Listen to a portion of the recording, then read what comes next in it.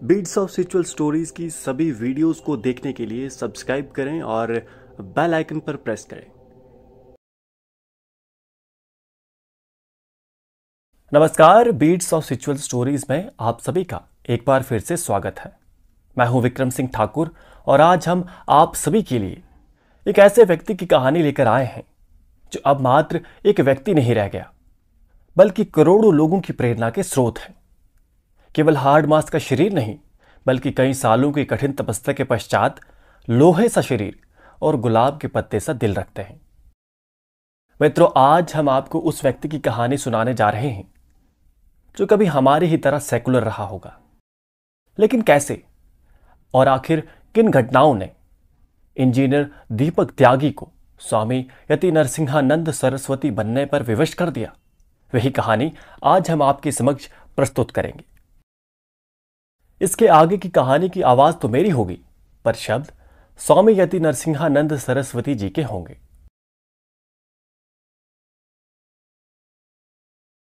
मैं यति नरसिंहानंद सरस्वती दासनाथ देवी मंदिर का महंत हूं।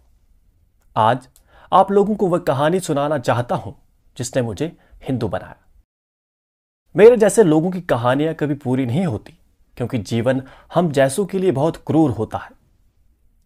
मेरी बहुत इच्छा है कुछ किताबें लिखने की, पर शायद ये कभी नहीं हो सकेगा, क्योंकि हमारे क्षेत्र के मुसलमानों ने जीवन को नरक में परिवर्तित कर दिया है, जिससे निकलने की संभावना केवल मृत्यु में है।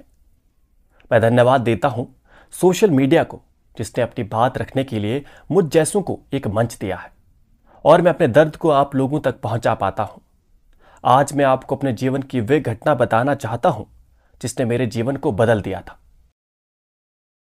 यह एक लड़की की दर्दनाक और सच्ची कहानी है, जिसने बाद में शायद आत्महत्या कर ली थी। इस घटना ने मेरे जीवन पर इतना गहरा प्रभाव डाला कि मेरा सब कुछ बदल दिया, बल्कि मैं सच कहूं तो मुझे ही बदल दिया। बात 1997 की है, जब मैं दीपक त्यागी था, यानी ये मेरे सन्यासी जीवन से पूर्व का नाम है। मैं तब मॉस्को में इंस्टीट्यूट ऑफ केमिकल इंजीनियरिंग से एमटेक की शिक्षा पूरी कर वापस अपने देश आया था। मैं कुछ बड़ा करना चाहता था और इसके लिए मुझे लगा कि मुझे राजनीति करनी चाहिए। मेरा जन्म एक उच्च मध्यम वर्गीय किसान परिवार में हुआ था और मेरे बाबा जी आजादी से पहले बुलंदशहर जिला के कांग्रेस के पद अधिकारी थे और उन बहुत कम लोगों में से थे जिन्होंने स्वतंत्रता सेनानी के बाद भी पेंशन नहीं ली। मेरे पिताजी केंद्रीय सरकार के कर्मचारियों के यूनियन के एक राष्ट्रीय स्तर के नेता थे। मेरा जन्म क्योंकि एक त्यागी परिवार में हुआ, तो मुझे बाहुबल की राजनीति पसंद थी और मेरे कुछ जानने वालों ने मुझे समाजवादी पार्टी की यूथ ब्रिगेड का जिला अध्यक्ष भी बनवा दिया था। जैसा कि राजनीति में सभी करते हैं, मैंने भी अपने बिरादरी के लोगों का एक गुट बनाया और कुछ त्यागी सम्मेलन आयोजित किए। बहुत से त्यागी मेरे साथ हो गए और मुझे एक युवा नेता के तौर पर पहचाना जाने लगा। बाबा जी कांग्रेसी, पिता यूनियन लीडर और खुद समाजवादी पार्टी का नेता। इसका मतलब है कि हिंदुत्व के किसी भी विचार से कुछ भी लेना देना नहीं था मेरा, और वैसे भी पूरी जवानी विदेश में रहा और पढ़ा तो धार्मिक बातों को केवल अंधविश्वास और ढोंग समझता था। मेरठ में रहने के कारण, विदेश में पढ़ने के कारण और अपनी सामाजिक व राजनीतिक पृष्ठभूमि के कारण बहुत सारे मुसलमान मेरे दोस्त थे। एक दिन अचानक मैं बीजेपी के संस्थापक सदस्यों में से एक, दिल्ली बीजेपी के भीष्म पितामह पूर्व सांसद श्री बैकुंठ लाल शर्मा प्रेम जी से मिला, जिन्होंने तभी संसद की सदस्यता से इस्तीफा देकर हिंदुत्व जागरण का काम शुरू किया था। उन्होंने मुझे मुसलमानों के अत्याचार की ऐसी ऐसी कहानियां बताई कि मेरा दिमाग घूम गया, पर मुझे विश्वास नहीं हुआ। तभी एक घटना मेरे साथ घटी। मेरा अपना कार्यालय गाजियाबाद के शंभू दयाल डिग्री कॉलेज के सामने था। उसी कॉलेज में पढ़ने वाली मेरी बिरादरी, मतलब त्यागी परिवार की लड़की मेरे पास आई और उसने मुझसे कहा कि उसे मुझसे कुछ काम है। जब मैंने उससे काम पूछा तो वे बोली कि वे मुझे अकेले में बताएगी। मैंने अपने साथ बैठे लोगों को बाहर जाने को कहा। जब सब चले गए तो अचानक वे बच्ची रोने लगी। और लगभग आधा घंटे वे रोती ही रही। मैंने उसे पानी पिलाने की कोशिश की तो उसने पानी भी नहीं पिया और उठकर वहां से चली गई। मुझे बड़ा आश्चर्य हुआ। मैंने इस तरह किसी अनजान महिला को रोते हुए नहीं देखा था। उस बच्ची का चेहरा बहुत मासूम सा था और मुझे वे अपनी सी लगी।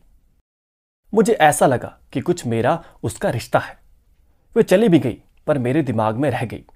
कुछ दिन बाद मैं उसे लगभग भूल गया कि अचानक वो फिर आई और उसने मुझसे कहा कि वह मुझसे बात करना चाहती है। मैंने फिर अपने साथियों को बाहर भेजा और उसको बात बताने को कहा। उसने बात बताने की कोशिश की परंतु वह फिर रोने लगी और उसका रोना इतना दारुण था कि मुझ जैसे जल्लाद की भी आंखें भर आई। मैंने उसके लिए पानी मंगवाया और चाय मंगवाई। धीरे धीरे वह नॉर्मल हुई और उसने मुझे बताया कि 1 साल पहले उसकी दोस्ती उसी की क्लास की एक मुस्लिम लड़की से हो गई थी, जिसने उसकी दोस्ती एक मुस्लिम लड़के से करवा दी। उन दोनों ने मिलकर उसके कुछ फोटो ले लिए थे और पूरे कॉलेज के जितने भी लड़के थे उन सबके साथ उसको संबंध बनाने पड़े। अब हालात ये हो गई थी कि वे लोग उसका प्रयोग कॉलेज के प्रोफेसरों को, अधिकारियों को, नेताओं को और शहर के गुंडों को खुश करने के लिए करते थे। और इस तरह की वह अकेली लड़की नहीं थी, बल्कि उसके जैसे 50 लड़कियां उन लोगों के चंगुल में फंसी हुई थी। इसमें सबसे खास बात यह थी जो उसने मुझे बताई कि सारे मुस्लिम लड़के लड़कियां एकदम मिले हुए हैं और बहुत से हिंदू लड़के भी अपने अपने लालच में उनके साथ थे और सबका शिकार हिंदू लड़कियां ही थी। मुझे बहुत आश्चर्य हुआ इन बातों को सुनकर। मैंने उससे पूछा कि तुम ये बात मुझे क्यों बता रही हो? तो उसने मुझसे जो कहा वे मैं कभी भूल नहीं सकता। उसने मुझसे कहा कि वे सारे मुसलमान हमेशा मेरे साथ दिखाई पड़ते हैं। एक तरफ तो मैं त्यागियों के उत्थान की बात करता हूं और दूसरी तरफ ऐसे लोगों के साथ रहता हूं जो इस तरह से बहन बेटियों को बर्बाद कर रहे हैं। उसने कहा कि उसकी बर्बादी के जिम्मेदार मेरे जैसे लोग थे। मुझे यह बात बहुत बुरी लगी। मैंने कहा कि मुझे तो इन बातों का पता ही नहीं है। तो उसने कहा कि ऐसा नहीं हो सकता। ये मुसलमान किसी के पास लड़कियां बेचते हैं, किसी को मीट खिलाते हैं और किसी को पैसा देते हैं। मुझे भी कुछ तो कुछ मिलता ही होगा। उसकी बातों ने मुझे अंदर तक झकझोर कर रख दिया था। उसके आंसू मेरी सहन शक्ति से बाहर हो चुके थे। उसने मुझसे कहा कि यदि सारे त्यागियों को अपना भाई बताता हूं तो वे इस रिश्ते से मेरी बहन हुई। उसने मुझसे कहा कि एक दिन मेरी भी बेटी होगी और उसे भी डिग्री कॉलेज में जाना पड़ेगा और तब भी मुसलमान भेड़ियों की आंखें मेरी बेटी पर होगी। मैंने कहा कि इसमें हिंदू मुसलमान की बात क्या है? तो उसने कहा कि यह भी जिहाद है। मैंने जिहाद शब्द उस दिन पहली बार सुना था। वे बच्ची मुसलमान लड़कियों में रहकर उनको अच्छी तरह समझ चुकी थी। उसने मुझे जिहाद का मतलब बताया। मैंने उस बच्ची का हाथ अपने हाथ में लिया और बहुत मुश्किल से कहा कि इतना अन्याय होने के लिए बेटी का होना जरूरी नहीं है, बल्कि मेरी बेटी के साथ ये हो चुका है। आखिर तुम भी तो मेरी बेटी ही हो।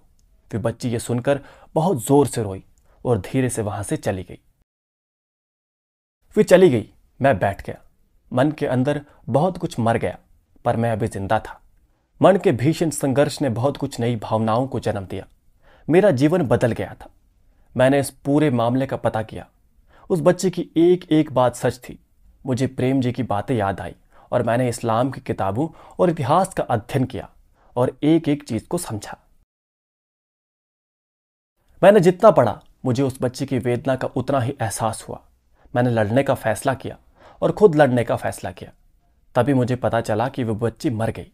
वे मर गई और हो सकता है कि उसके माता पिता उसे भूल गए हों, पर मेरे लिए वे आज भी जीवित है।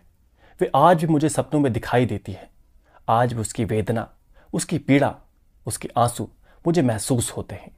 आज भी उसकी ये बात कि जब ये भीड़े रहेंगे तब तक एक भी हिंदू की बेटी कॉलेज में सुरक्षित नहीं रहेगी, मेरे कानों में गूंजती है।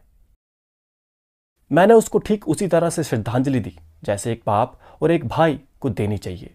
मैंने वो ही किया जो एक बाप और एक भाई को करना चाहिए। आज मैं जो कुछ भी हूं, अपने उसी बेटी के कारण हूं, जिसे मैंने जन्म नहीं दिया, पर जिसने मुझे वास्तव में जन्म दिया। मैं ये बात कभी किसी को नहीं बताता, पर आज ये बात सबको बतानी जरूरी हो गई है। उस बच्ची ने मुझे वह बताया जिसे हिंदू भूल चुका है। वह यही कि बेटी किसी आदमी की नहीं होती, बल्कि पूरी कौम की होती है और जब कौम कमजोर होती है तो उसका दंड बेटी को भुगतना पड़ता है। कौम की गलती कौम की हर बेटी को भुगतना ही पड़ेगा। आज हर हिंदू की बेटी बर्बादी के उन्हीं रास्तों पर चल पड़ी है और कोई भी बाप, कोई भी भाई आज उसे बचा नहीं पा रहा है। पता नहीं क्या हो गया है। हम सबकी बुद्धि को, विनाश की इतनी बड़ी तैयारी को हम देखना ही नहीं चाहते हैं। हम सब जानते हैं कि हम सब की बेटियों के साथ भी यही होगा, फिर भी हमारा ज़मीर जागता नहीं है। शायद देवताओं ने हम सब की बुद्धि को खराब कर दिया है। अब तो शायद भगवान भी हमारा मालिक नहीं है। आज मैं देखता हूं कि ऐसी घटनाएं तो हमारे देश में रोज होती हैं और किसी को कोई फर्क नहीं पड़ता। यहां तक कि जिनकी बेटियों और बहनों के साथ ऐसा होता है उन्हें भी कोई फर्क नहीं पड़ता। पर मुझे पड़ा और मैं जानता हूं कि मैंने जो कुछ भी किया वे बहुत अच्छा किया। मुझे किसी बात का अफसोस नहीं है। मैं जो कुछ कर सकता था मैंने किया और जो कुछ कर सकता हूं तब तक करूंगा जब तक जिंदा हूं। दुख है तो बस इतना है कि मैं इस लड़ाई को जीत नहीं सका। मैं अपनी बहनों को, अपनी बेटियों को इस्लामिक जिहाद के खूनी पंजों से बचा नहीं सका। दुख है तो बस इस बात का है कि अपनी बेटियों को सुरक्षित देश बनाकर नहीं दे सका। दुख इस बात का भी है कि गद्दारों ने पूरी नस्ल को बर्बाद कर दिया और हम उफ तक भी नहीं कर पाए। वे बच्ची रो तो पाई, मैं तो रो भी नहीं पाया। आज हजारों हिंदू बेटियों की बर्बादियों की कहानियां मेरे सीने में दफन है। काश कि कोई हिंदू मेरे जख्मों को देखने का साहस भी करता। काश ये कायर और मुर्दार कौम एक बार जाग जाती तो मैं अपने हाथों से अपना सीना चीर कर दिखा देता। काश इस कौम के रहनुमा एक बार कहते कि वे बहनों, बेटियों को भेड़ियों का शिकार नहीं बनने देंगे। काश ये कौम हिजड़ों को नेता मानना छोड़कर खुद अपने बेटियों की रक्षा करती। काश। बहुत दर्द है और इलाज कुछ दिख नहीं रहा है।